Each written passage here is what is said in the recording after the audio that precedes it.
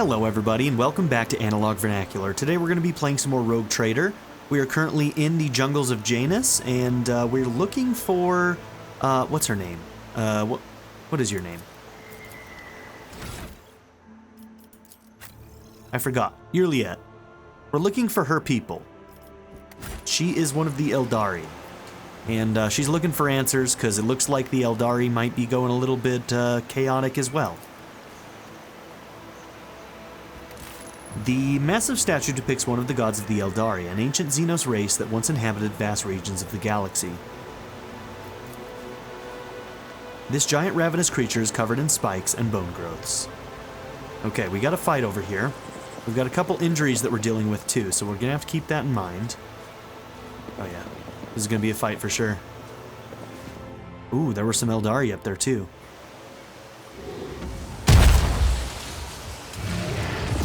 Whoa!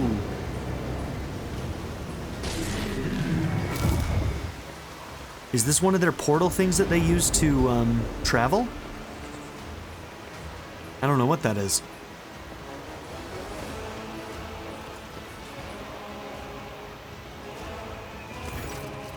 The tall being in a fine, long garment turns to you, their face hidden behind a blank visor of their helmet. When they begin to speak, even from a distance, you feel the air around the figure grow cold. Monkey, you should not be here. Juliet strides forward, her eyes flashing. Moron, I am calling you to account. You said that the great danger threatening the Lilithan lurked in the hearts of the Monkey, in their greed and ignorance, and all the while, another enemy was looming over this world, an enemy whose tracks you should have seen in things to come. Silantresh, she who thirsts, is threatening this world, and you hid it from us. Answer me, did you or did you not behold our greatest foe? In the Lilithan's future, did you lie to me? After Juliet's words, the two tall Eldari behind Moron start moving. One looks around at the leader while the other lets out a cry. Muffled under his visor, the rebel beside you cringes, as though the Eldari's speech causes him pain. He strains to say something, but Moron makes an imperious gesture, and the soldier meekly straightens up and salutes, staring at the Xenos with slavish devotion. He's like controlling them or something. The robed figure inclines their head, and then they begin to speak. Juliet the outcast, you left the path that was set out for you. You brought unknown Monkey to our refuge. And now you speak to me with unseemly anger. Your long wanderings, far from Kruderoth, have altered your mind and tainted your sight.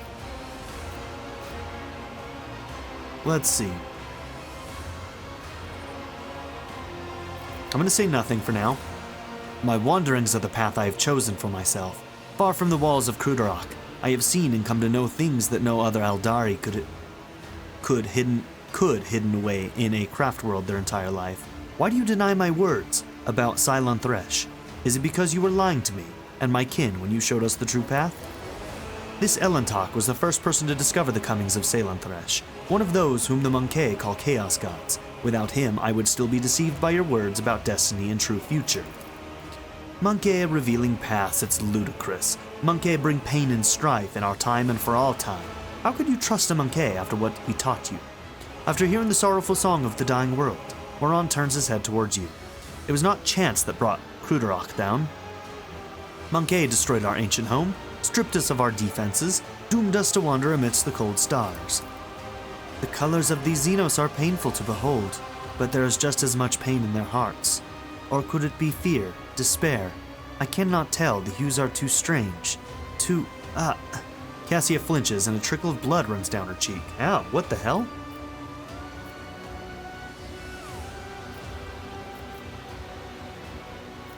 I'm sorry to hear that your home was destroyed, but I wasn't there and know nothing of this calamity. Moron gazes at you intently. If these words had come from an Eldari, I would have believed them, but you are merely a Monkey, a plaything of your own passions. Any emotion that takes hold of your soul can drive out all trace of reason and honor. You are playing with words and avoiding the question. Notes of desperation and rage are creeping into Juliet's voice now. The Lilithan is under the threat from our eternal foe, and yet you're more concerned about the presence of the Elantok than the corruption that is flowing through the veins of this world. Did you even consider that your war might simply be hastening Silantresh's triumph? Perhaps the ruler's servants, in their efforts to protect her, will resort to more and more instruments of corruption. Moron leans down over Juliet, his tone menacing. You left Kruderach in our darkest hour to gratify your ego. You came to us on Lilithan, and I accepted you as one of our own. I even gave you a real purpose, yearly at the Outcast, and you dare to insult me, a Farseer. It was a mistake to let you into our circle. You have turned our efforts to survive into dust with your own hands. I am a child of Asaurian. Moron, not a plaything in the cold hands of fate, which you claim speaks through your mouth. Okay, I gotta reread that sentence. I butchered it. I am a child of Asaurian, Moron, not a plaything in the cold hands of fate, which you claim speaks through your mouth. My choice of path is no worse than yours or any other Eldari's, and my path calls me to fight our true enemies, not eradicate the monkey. If it comes to it, I will stand with them, for this Elantak can see what you are blind to, Farseer. Yrliet's eyes are alight with fury. She pointedly lays her hand on her weapon, looking away from the Farseer. Let's see.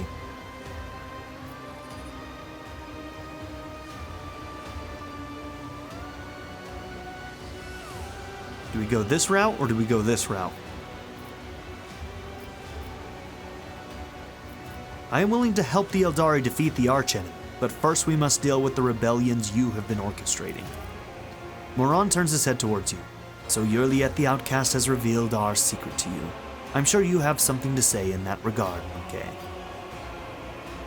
If this world is in serious danger, there is no sense in fighting each other. Let us deal with our common enemy together.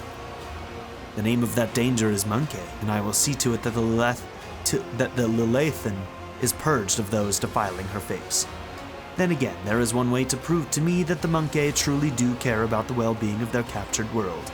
Eliminate the ruler of the Monkey sojourning on the Lilithan, and relinquish the governing of this world to me and my kin.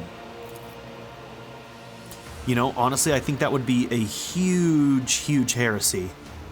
In this world, in the Empire, I think that would be a huge heresy. I don't think we can do that. The Lilithan herself will stand as surety for our agreement, as will your compatriots who live on it, and the profit that you will gain by tilling the Maiden World.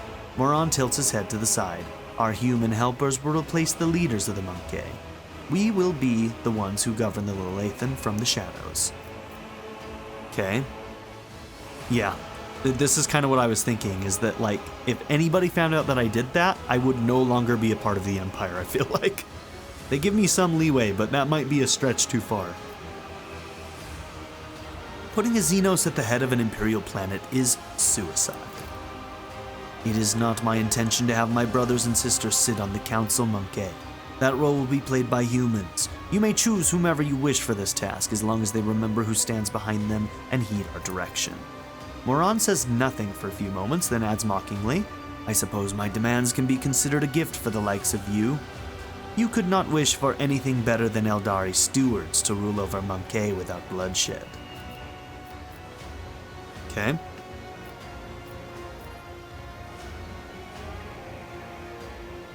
So that's the Iconoclast version, huh?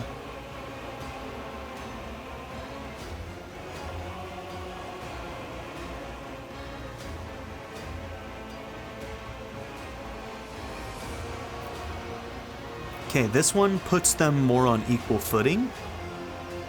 This is more in line with what I would like to do.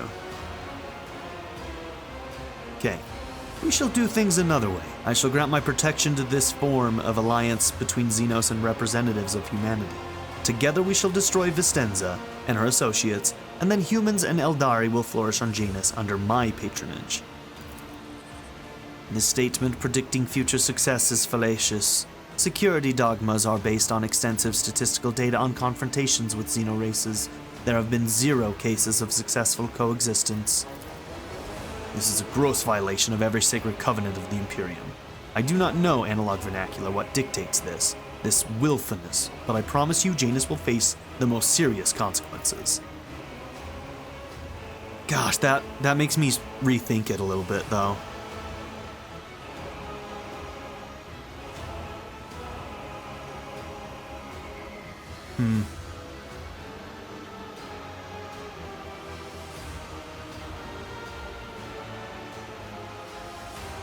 I'm going down an iconoclast path, though. Like, I'm not going dogmatic, so... Alright, well, we'll live with whatever consequences we get. Moron stares at you for several seconds. At last he says, "An alliance? That is how you interpreted what I said? Then again, if you prefer that word, let us call it an alliance. We will protect the Lelathan, but we will do so without violence. We will work for the interests of our race and our world through trusted Monkey, while we will remain in the shadows of the forests. This will be safer for everyone. If the Lelathan remains in our charge, I am willing to come to an agreement. We will not lose another kinsman, and we will be able to tend to this world, which has suffered so many years under humanity's yoke." As regards the ruling Monkey, Moron makes a strange gesture, and the Eldari behind him take off running into the forest. "We will help you." The rebel nods in satisfaction. That's good. Our commander should stay in charge. They'll know what to do. They'll know what's best, what pleases the God Emperor." He speaks the last words in a barely audible whisper, wincing as if in pain from a splitting headache. Yurliat gives you a long, studying look. "Wait, Elentok, before you leave these forests forever, take me with you, to the distant suns. The tale of the children of Asurian on the Lelathan is coming to an end, but somewhere out there, among the cold stars of the cosmos, that your kind calls the Expanse, there are others, deprived of home, lost, suffering." Yurliat shuts her eyes, and grief twists her finely sculpted features. "We can help one another, Elentok. You will be my wings, and I your wounding spear, and your voice of reason should you encounter my kin. If that is still not enough," Yurliat thinks for a moment and continues carefully, "I promise you a wondrous reward, Elentok. The treasures of my world hidden in the vastness of space in exchange for the rescue of my kin. If you remain true to your word and do not go back on our covenant." Okay. Honestly, I feel like I'm going to make a lot of enemies going iconoclast.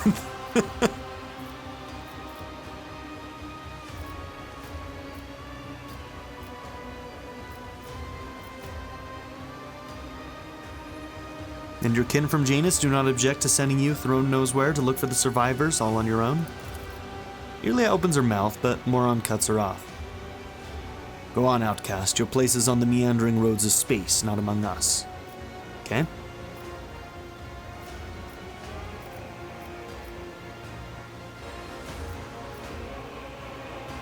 "You do not lack for boldness. Even your request is worded not as a plea but a treaty, but I like it.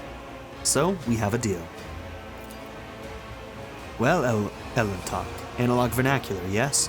I am tired of titles and designations, my own and others. Since your path lies beyond the limits of the Lelathan, I will go with you, to search for others of my kind scattered among the stars. Perhaps they will greet me more warmly than this brood. And remember your promise, Elentok. When we leave the Lelathan, it will be to go to the distant stars. Moron saw them in his visions, and they sang mournful songs about the fate of my people. And I will fight beside you until the song of the stars turns into a funeral lament." Okay. A tenuous alliance. A heretical alliance. I don't think Heinrichs is going to stay in our party for very long. If that's a thing, unless you can convince party members to kind of like come to your side of things, I'm guessing that we're going to make some enemies along the way. Okay.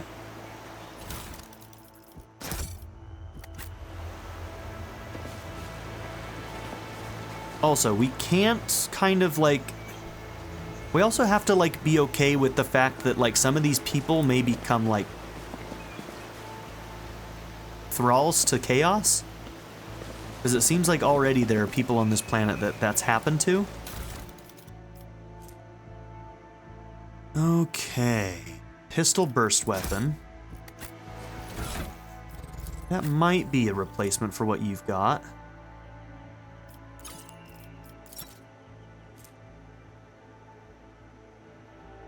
I mean, it has a slightly higher rate of fire, which means that the overall damage output might be better. But you do have dodge reduction on your precise laser pistol, and I do like the Deadeye shot. But let's be honest, it's not that good with single shots anyway. Yeah, that's tough. Either we have more precise single shots that really don't do a ton of damage at all, but might finish somebody off in a pinch. Or we have something that's less likely to hit because his ballistic skill is shit anyway. We'll keep what he's got for now. I don't know what this is. Can we analyze it? Yes, we can.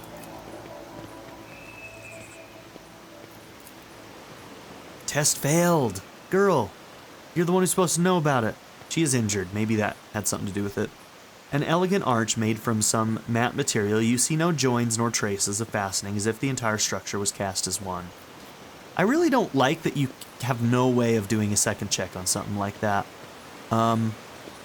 Especially somebody who's like new to the series. It's like, I want to know what that is. I want to know the lore, but now I may never know.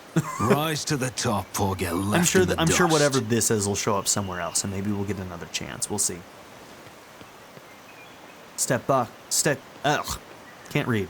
Step back. Ugh. Step back, monkey. Wow. Okay. Is there money to be made?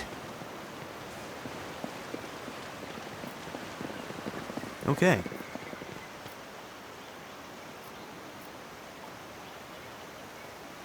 Check our map.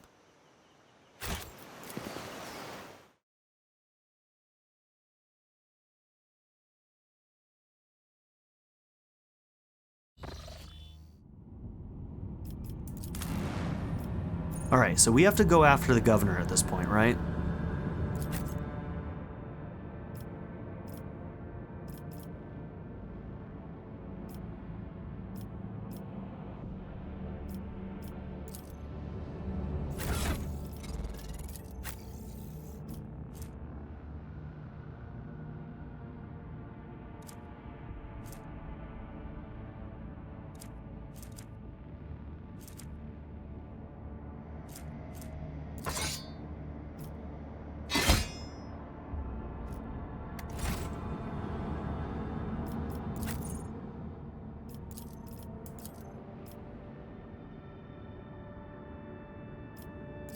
Does that keep him in my party?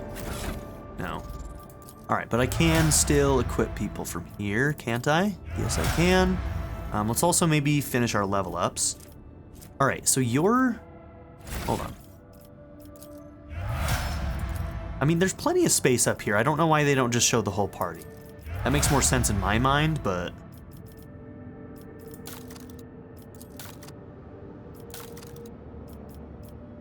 Okay. Features aren't loading. Cool. Alright, whatever.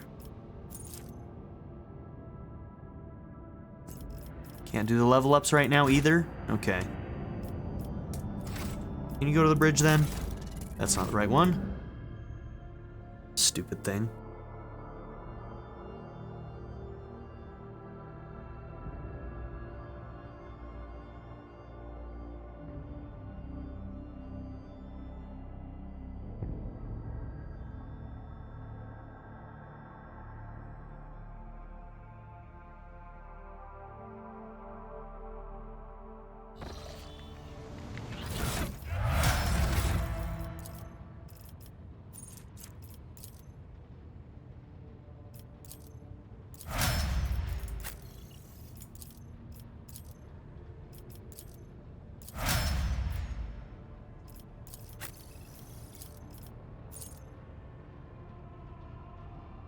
Now let's see. We haven't read the Vanguard one yet, have we? Because you're our only one.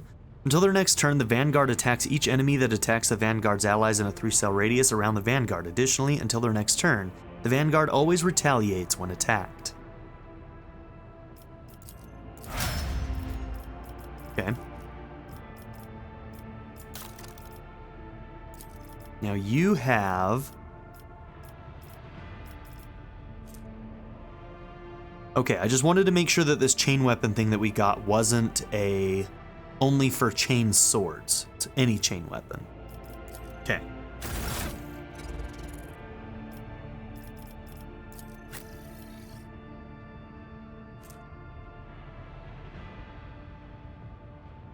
Oh, the one you've got is actually better.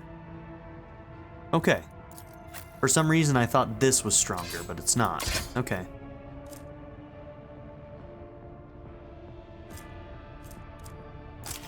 And we'll go back to that.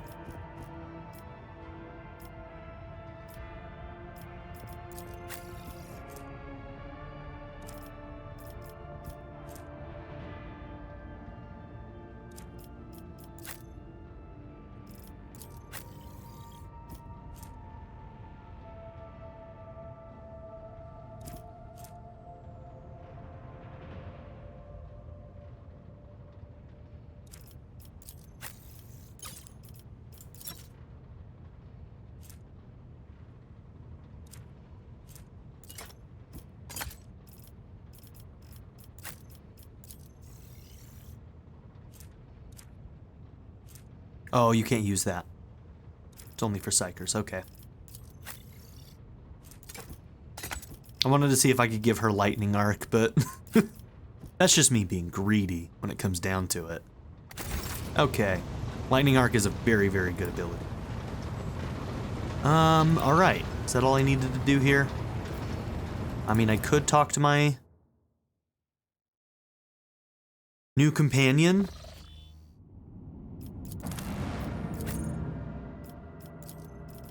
Alright, we're gonna bring in Abelard.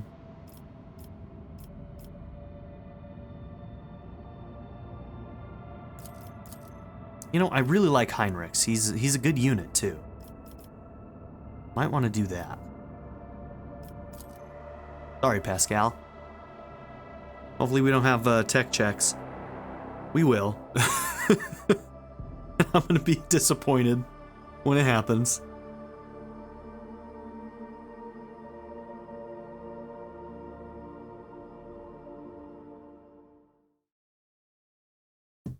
I'm just not impressed with him right now. I may need to rebuild him. Alright, so at this point, am I going and confronting Vistenza or whatever her name is? As previously agreed, the governor is waiting for you at her estate with news of the rebels' fate. Okay, let's save.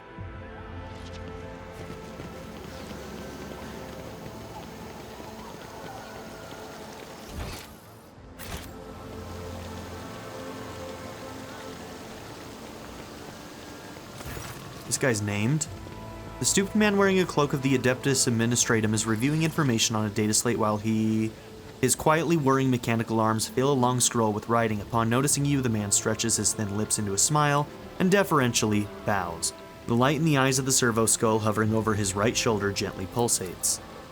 Your lordship, what an honor it is to address you in person. Allow me to introduce myself, Attilius Quint, Prefectus of the Officio Agricolte. I will preserve the record of our conversation forever.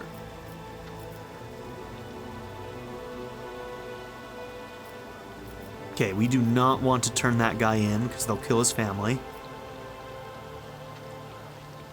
What record of our conversation? Your lordship, I painstakingly record every conversation with high-ranking personages, and afterwards I fill out all 7 accompanying forms personally. Attilius rolls up his completed scroll in a practice gesture, stows it away, and pulls out a new one. Your words and judgments are in good hands.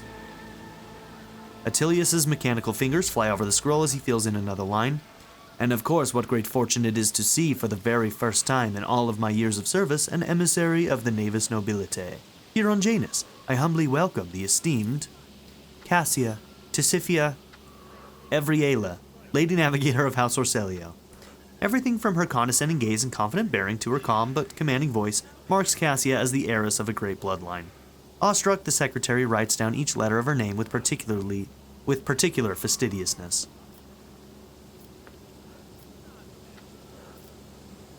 Laudable foresight. I thank you. Moments such as the appearance of a rogue trader must be preserved for prosperity. What do you think of Vistenza Viet? The governor is a superb leader. She possesses an excellent grasp of all matters, and never uses an incorrect form for a given situation. I do not pry into her personal affairs, but if I may speak plainly, a lady who fills out paperwork with such finesse cannot be a bad person in my view. Well, do I have something to tell you about her and her chaos god? And what do you have to say about the governor's helper, Yerliet? Attilius looks askance at Yerliet and offers a strange smile. A highly exceptional individual. After today's regretful event, I am beginning to hold her talents in particular esteem. Verily, even mutants who have seen the light of the God Emperor can faithfully serve his flock. I mean, surely somebody from the Administratum would know that she's a Xenos, right? Are they all really that dumb? I guess insulated is the right word. Like, these guys are just like rich people who never get out.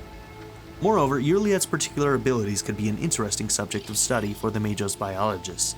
That elongated head shape, those eyes, judging by the skull that was given to me to send on to Footfall. Such developmental anomalies on Janis are not a quirk of nature, but some kind of inheritable trait. Yerliet freezes completely, turning into a living statue. What did you say? Oh, madame, have my words upset you? I'm certain your kinsman would be delighted to learn that people wish to make pretty press papier out of his remains. And besides, I could be wrong about the nature of his origins. What skull are you talking about? Oh, a most remarkable item, I must say. A true anomaly. One moment. Ooh, don't pull it out, please. No, not in front of her. After rummaging in a nearby container, Attilius draws out a parcel which he immediately unwraps. Here it is. I believe the finished piece was intended to be given as a gift to the governor. But under the current circumstances, I doubt I will be able to send it to Footfall anytime soon. Yulia stares at the skull in silence. You can see her jaw working under her delicate skin. After a few seconds, she abruptly turns away.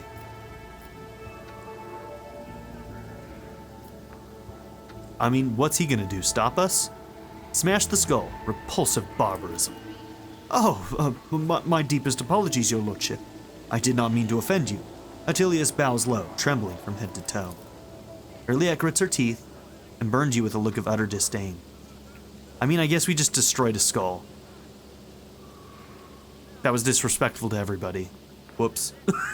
I didn't think that one through. I really didn't think that one through.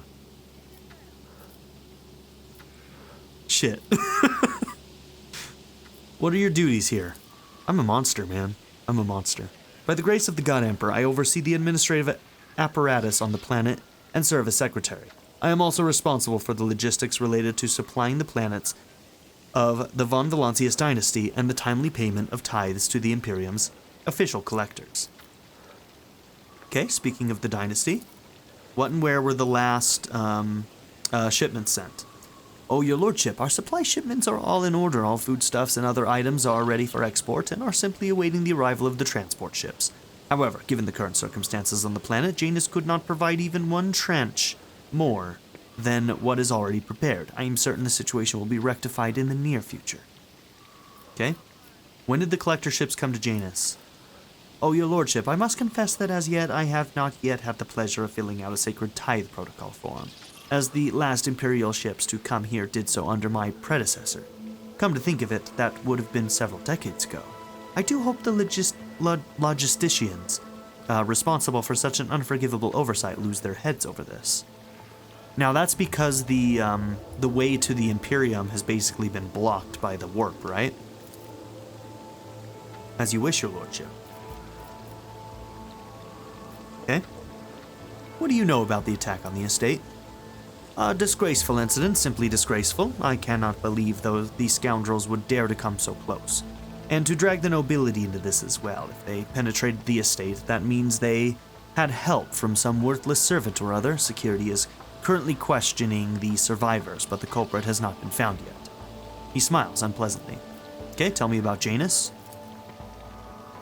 Alas, your lordship, rebellions have caused us too many problems in recent times. The rebels are interfering with established processes, interrupting supplies, sabotaging the serfs' work. A few nobles have been killed, and worst of all, some of the victims occupied important administrative posts. Until the replacements pass their checks, complete all their induction forms, and go through the official appointment procedure, important paperwork is going unsigned. It's a bureaucratic catastrophe. The absence of a required signature is, of course, the most horrifying thing about the situation. Indeed it is. Financial reports, logistics directives, waybills for food shipments without the signature of the most respected and now deceased head of House Valancius, shipments to settlements in Aegis 24 have been stopped. The heirs are still dealing with the transfer of holdings, and incoming reports tell us that a quarter of the workings in the affected settlements have already died of starvation, while most of those remaining have left the perimeter and have not yet been returned to their designated places. If things continue in this vein, I dare not even imagine what it could lead to. There are worlds that are ravaged by war for generations. Generations, your lordship. Like that deranged planet by the nameless star. So close to our own peaceful system. The inhabitants there supposedly live under the patronage of rogue trader Winterscale. I shudder to think that what he has created there. Okay.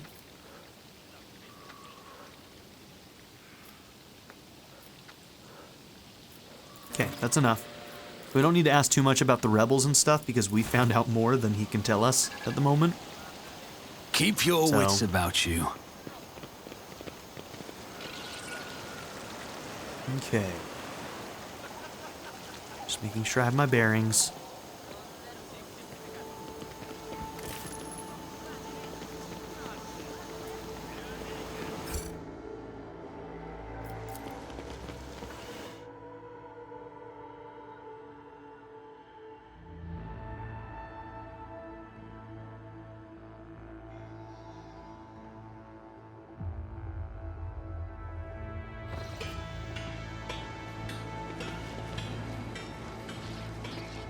Okay, so she's right over here.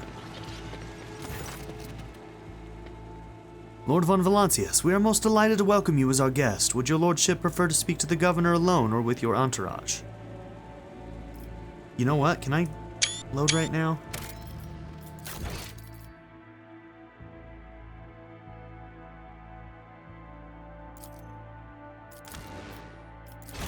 I want to see if I can try and go in some of the other doors now that I know more. We know that some dark shit is happening here, and I wonder if I can force my way into any of these other locations. Rashna Dordal.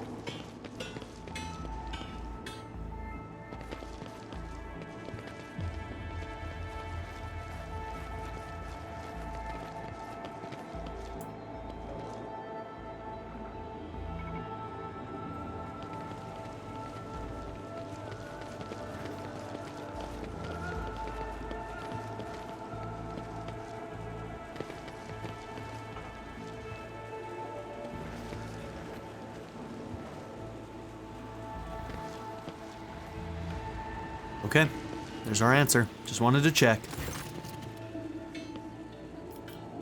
Yeah, my entourage is coming with me this time. My entourage will accompany me in my meeting with the governor.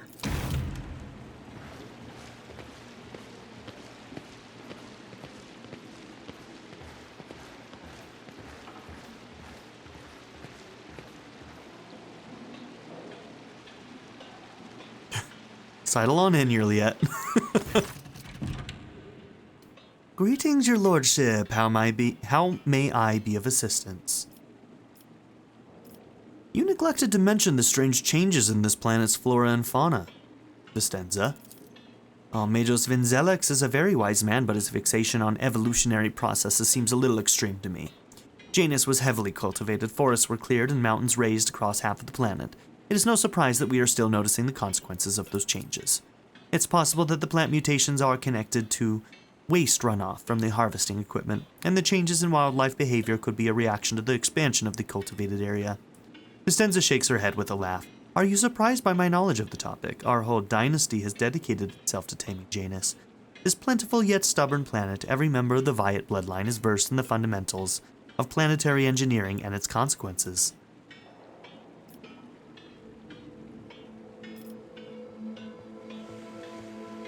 You are forcing settlements to pay their tithes in human bodies. What? Really, vernacular, you speak as if you actually believe the claims of those wretched peasants. I do not ask anyone to pay the tithes in human bodies. I am reducing the burden on the settlements which have suffered as a result of unsuccessful experiments involving enriched food, and I'm gathering the worst affected subjects, those who are no longer capable of work, for further study. Some among my circle would call such concern for the underclass a weakness which may have incited rebellion among the emboldened rabble. Cassia nods in understanding. Theobald and Felek tried to limit the effect of my powers had on the low-born servants of Urak 5. The station's laboratoriums ran experiments on those who had the misfortune of losing their minds because of my gift. These tests increase our servants' lifespan. And then they joined Felek's side. Gonna have an excuse for everything, it sounds like. Rumors have reached me about oddities among Janis's population. Oh, I don't deny it. Some of our experiments exact a higher toll on the population than others. You see, recently one of the noble families of Janis has taken on the difficult task of enhancing the attributes of our workers. So far, it has involved introducing experimental supplements to their food and mental conditioning in monitored settlements. Sometimes procedures are disrupted and part of the population suffers from side effects. The specialists of the Grevas family would be better placed to inform you on this topic, but alas, they are currently engaged in the field. And the tech priests mention ancient ruins belonging to the Xenos. Oh, I know to what you are referring, strange structures of an unknown material, for the prevention of any unfortunate accidents. I ordered the area to be declared out of bounds for all. Some things are better off left under a thick layer of dirt, beyond the grasp of even the enlightened minds of the Adeptus Mechanicus.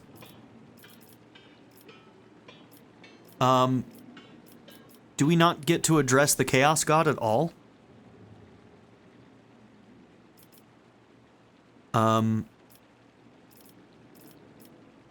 Is there somewhere else I need to go to actually, like, take her to task?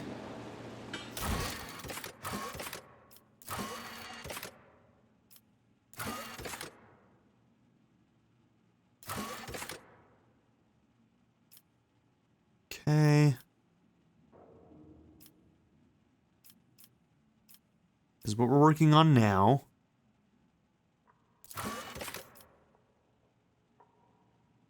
That's on footfall.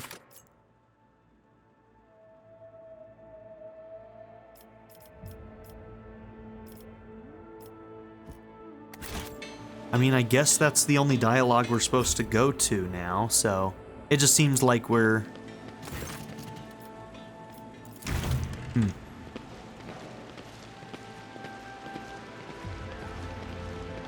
Alright, well, we saved, so if it's not going to allow us to confront her after we choose that option, we'll reload and figure out what we're supposed to do next, because that's a little confusing. I found the rebels' nest, Vistenza.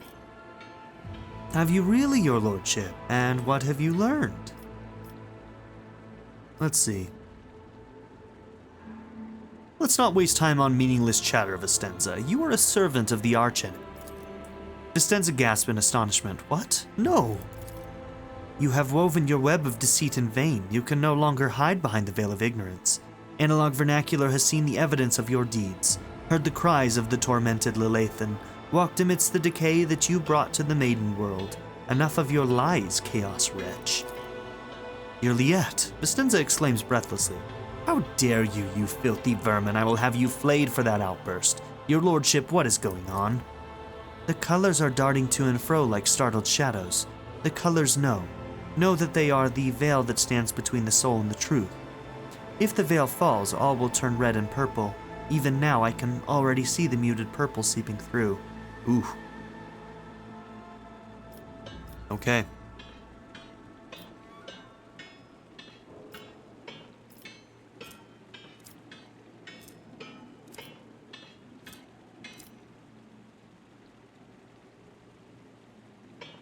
It is beneath the dignity of a governor to squirm so pathetically, Vistenza. Succeeded. She clenches her teeth so hard you hear a crack. I, daughter of House Valancius, governor of Janis, and citizen of the Imperium, serve no one other than the Emperor and the Von Valancius dynasty. And what you are accusing me of is merely a tool at my disposal. So she is using it. A tool that I have the power and courage to use. You think ordinary methods would have been enough to tame this demented planet? No. My family struggled for decades to subdue Janis once and for all, and it was all in vain. But loyal servants of those families who have resided on Janis for centuries helped me to unlock a new source of power. Ancient knowledge secretly passed down from generation to generation, accessible to a select few, and which grants power over my predecessors who were entrusted with Janis. Wait, hold on. I think I skipped the line. Let's see. Accessible to a select few, and which grants power over nature itself. How could I reject it? How could I undo all the work of my predecessors who were entrusted with Janis, who faithfully served the Von Valancius dynasty, and who with a madman's obsessiveness hewed this rock into a stunning diamond? 2 days spent among the initiated was enough for me to start hearing the voices of angels in my ears. Angels who gifted me the keys to conquering this world. And before you offend my ears with more accusations or moral admonitions, remember who has dutifully served your dynasty all these years. Remember who has devoted her life to turning Janis into the primary source of wealth in your protectorate. Remember to whom your predecessor entrusted one of her most valuable worlds, without fear of treachery or conspiracy. Without me, without my service, my sacrifice, Janis would be nothing. An explanation unworthy of the world's governor. A thin line appears between Cassia's furrowed eyebrows. You expect to be rewarded for faithful service and boast about a sacrifice you should never have made. The world has turned its back on you, Vistenza, and now so has the God Emperor. What more proof do you need, Elentok? The Monkey has confessed to her handiwork. Okay. So it seems like... So something I'm realizing about, like, the lore and stuff is that, like, even though Xenos and humans are not friendly at all, like at all, as they stated, there has never been an instance where they've been able to coexist with each other in known memory. At the same time, the chaos is the enemy to all. So, the enemy of my enemy is my friend. Okay.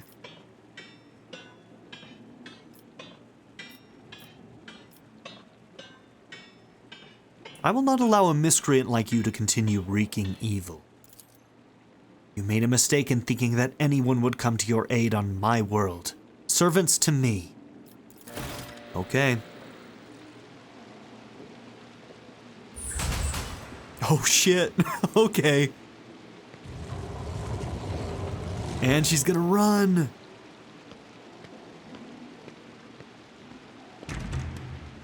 Coward. Coward. Oh look, tech use. So if we go outside, I'm assuming we fight, right? Looks like we might be able to break in here. Who is our highest tech use right now that we have? So you've got a 30. 35.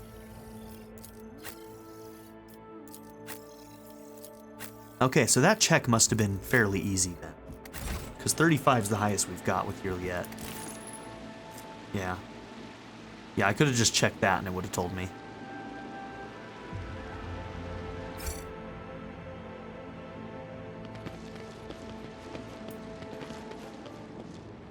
Okay, so the question is do I want to go out and fight more people? Will you guys fight? No, you won't. Okay.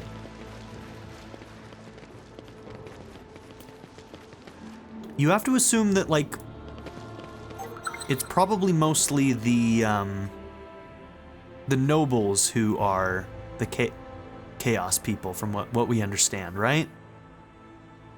Or maybe she really is the only one and nobody else really knows about it.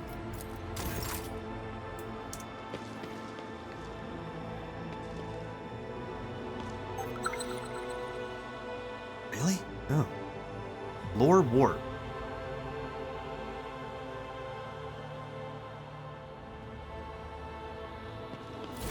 Okay. Who's our best warp? It's probably you. Lore warp, you've got a 45. You've also got a 45.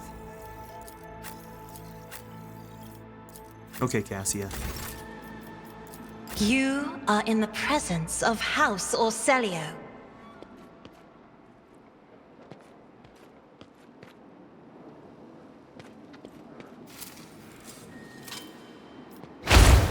Alright, you tried. At least you didn't get hurt by that. No injury. And look at that, a level up. Nice.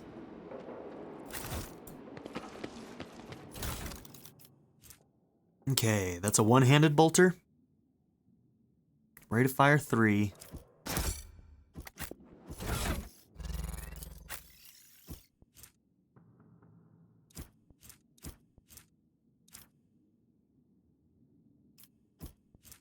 Probably does more damage, but let's see.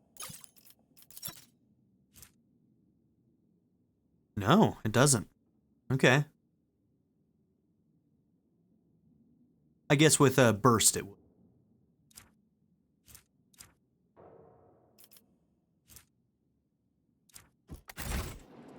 But I think we'll keep our current setup.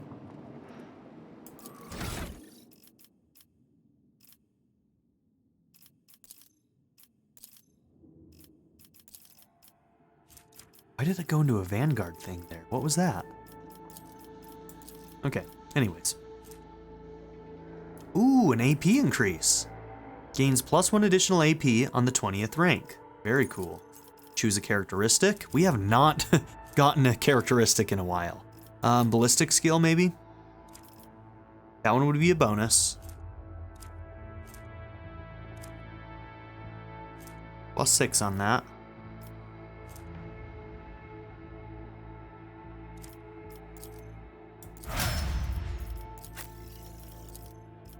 Okay, AP. You get a bonus as well. We could also do ballistic and get a bonus. What else do we got? Agility could get a bonus. Now agility helps us with our dodge and initiative. I like that on you too.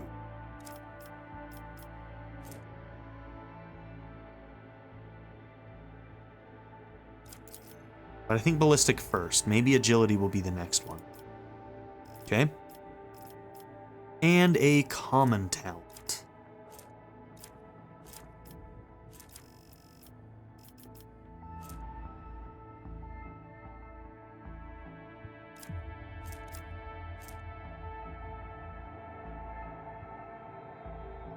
Alright, we're gonna do Prescient Sight. In my sights gains additional dodge reduction equal to ballistic skill.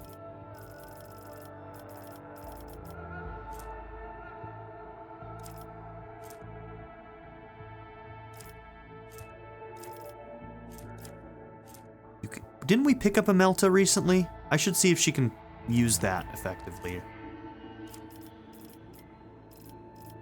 Is there any proficiencies that I want to do here?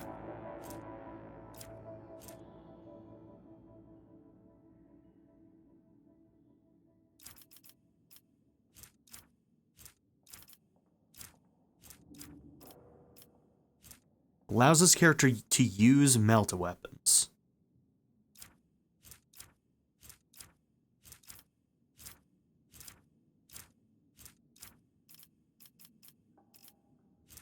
Yeah, and I don't think we can give her anything for, like, armor proficiencies to use, like, human stuff. She just can't do it because she's Eldari.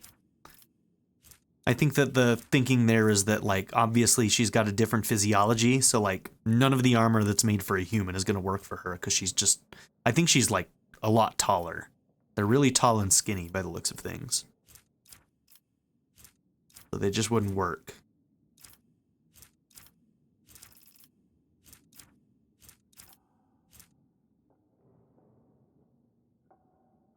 Now, if I wanted to replace Pascal with you, this wouldn't be a bad way to go.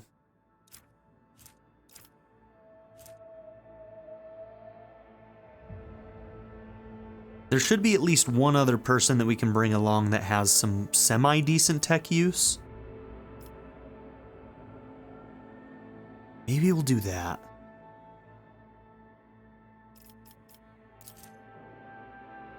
Let's do Prescient Sight for now.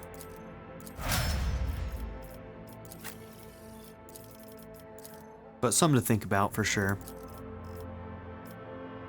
Okay.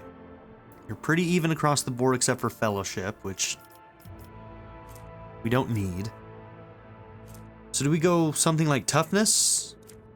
We haven't really been investing in Toughness lately. Or do we just keep going Ballistic Skill? Maybe Toughness isn't as much of a thing if we're already that high on Agility. It's just a question of like, okay, do I want to try and get my next bonus in Agility or in Ballistic Skill? I think it's Ballistic. We could work on Weapon Skill, but nah. We're not using it super often. It's mostly just going to be used, like, I think I'm just going to always have a hammer on her, something that has a movement thing so that we can get people further away from us. If they come into melee range. I think that's going to be her main thing. So, Weapon Skill, it's not going to be about damage, it's just going to be about using that shove ability. What does Strength do again? Damage for melee. Okay, you don't need that then.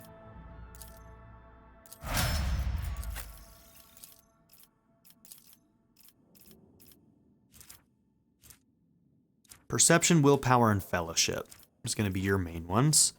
And honestly, let's maybe get that Fellowship bonus now, and then we'll maybe choose one of these two to go for.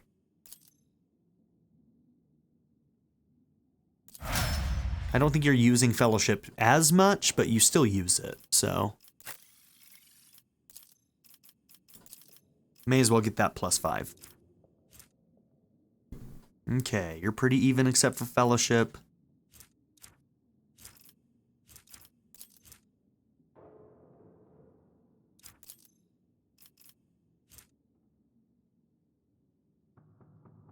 We'll do Strength. He's honestly hitting most of the time still, right? So maybe Strength is the better one to get our damage up.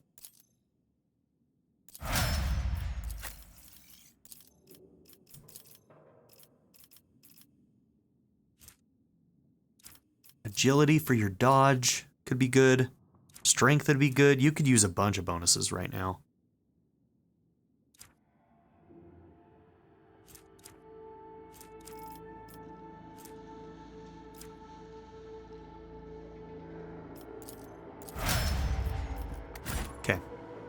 Okay.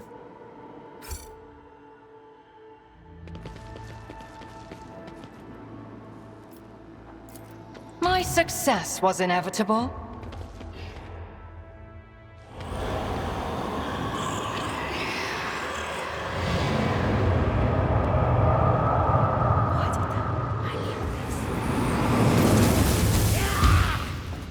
Okay. Okay, look at that demon. Alright, alright. Corrupted nobles. Are they wearing masks? I think they're wearing masks. Can't tell from here. Oh, look, cool. What are you up to? Oh, look, they have like deformations. They have mutations. I always still keep my new to the options art open. of Oh, yeah, exploring. okay.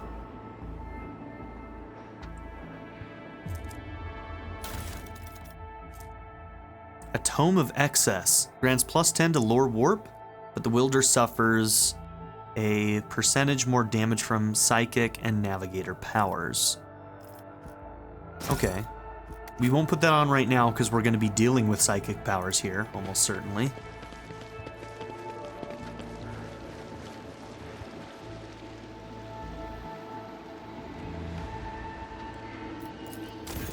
You're Liette. I'm going to have you over here.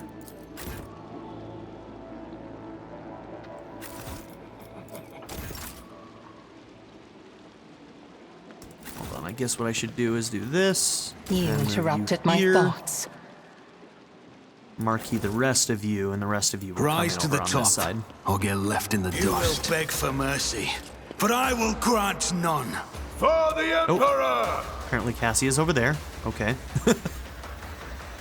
I'd like to give a very special shout out to my patron supporters: Darren York, ZTD, Knife Namaste, Kyle the Monarch, Chris Murphy, JW, Quinless, Vlado101, Andy Ford, Bruce Wizzle, Black Mamba 90, Eureka Gecko, A Happy Fat Panda, Turkeyfoot 27, Pedo Kuto, Shadow Raven, Anna Kate the Great, and Nadia N. If you would also like to join this tier or any others, check out my memberships or my Patreon in the description down below.